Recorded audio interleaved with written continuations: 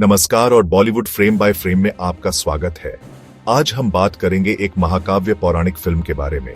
महाअवतार नरसिम्हा एक महाकाव्य पौराणिक फिल्म। ये फिल्म है भगवान विष्णु के नरसिंह अवतार की शक्तिशाली कहानी। तो चलिए शुरू करते हैं इस दिव्य कहानी से, जो शुरू होती है ऋषि कश्यप से। ऋषि कश्यप संध्या वंदन में लगे हैं जब उनकी पत्नी दिति उनसे संतान मांगती है, लेकिन ये समय मिलन के लिए अशुभ था।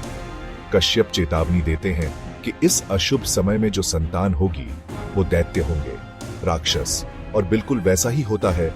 दिति दो राक्षसी पुत्रों को जन्म देती है, हिरण्यकशिपु और हिरण्याक्ष।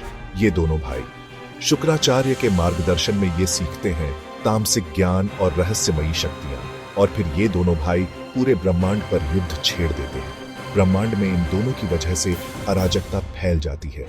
लेकिन अब आता है असली एक्शन। छोटे भाई हिरण्याक्ष की योजना।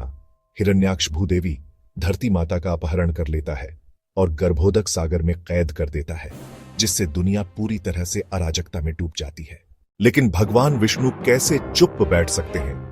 ब्रह्मांड के रक्षक जो हैं, विष्णु वराह अवतार लेते हैं, एक विशाल दिव्य सुअर का रूप, और ब्रह्मांडीय जल में गोता लगाते हैं।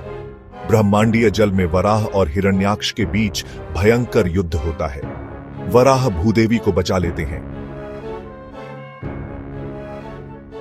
अब देखो क्या होता है। हिरण्यकशिपु अपने प्यारे भाई की मृत्यु से तबाह हो जाता है। प्रतिशोध में जलता हुआ हिरण्यकशिपु गहरी तपस्या के लिए हिमालय में चला जाता है। उसकी तपस्या पूरे ब्रह्मांड को हिला देती है और अंततः ब्रह्मा से वरदान प्राप्त कर लेता है। क्या वरदान मिला उसे? ब्रह्मा की किसी भी रचना से नहीं मारा जा सकता।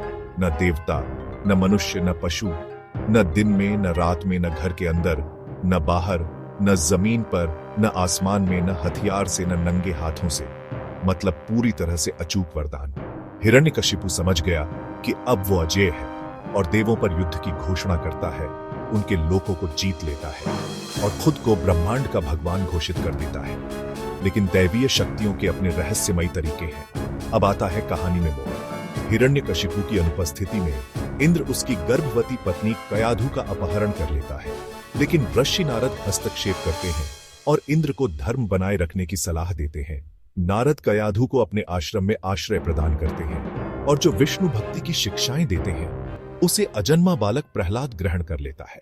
अब आता है सबसे दिल छू लेने वाला हिस्सा। हिरण्यकशिपु का अपना बेटा प्रहलाद एक कोमल और बुद्धिमान हृदय वाला बालक, जो अपने पिता को भगवान मानने से इनकार कर देता है। इसके बजाय वह भगवान विष्णु के प्रति गहराई से समर्पित रहता है।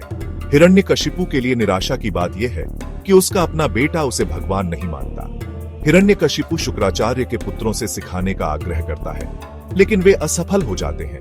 क्रोधित होकर राक्षस राजा प्रहलाद को अकल्पनीय यातनाएं देता है। पागल हाथियों से हमला, चट्टान से फेंकना,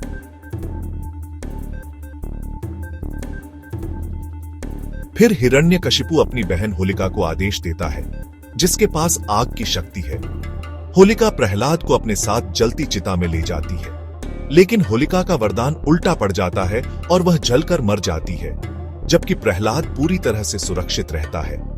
निराश होकर हिरण्यकशिपु प्रहलाद को समुद्र में फेंक देता है, लेकिन वरुण देव प्रहलाद को बचा लेते हैं। और अब आता है वो पल जिसका सबको इंतजार था।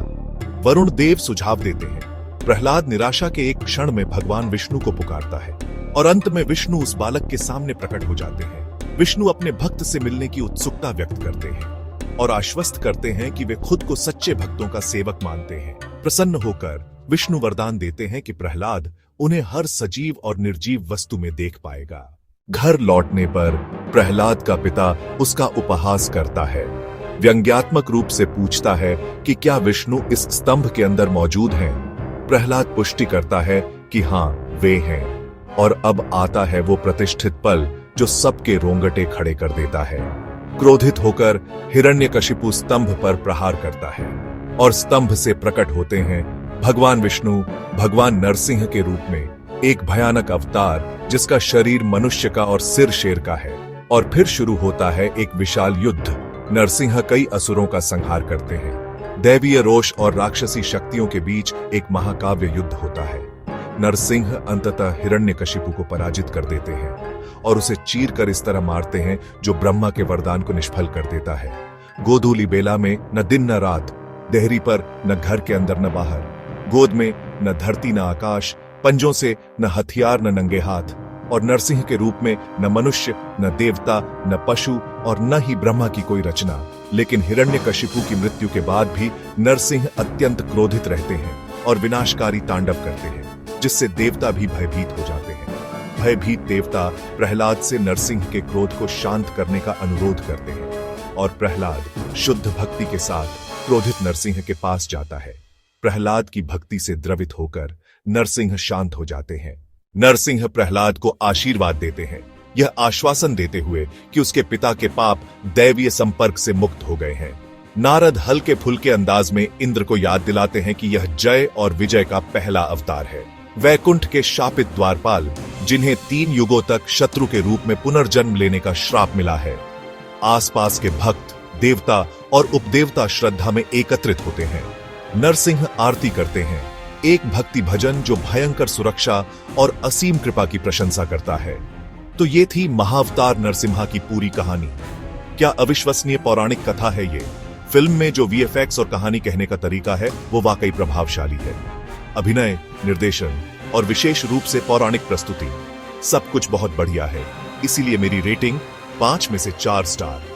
अगर आप पौराणिक कथाओं के प्रेमी हैं तो यह फिल्म आपको जरूर देखनी चाहिए।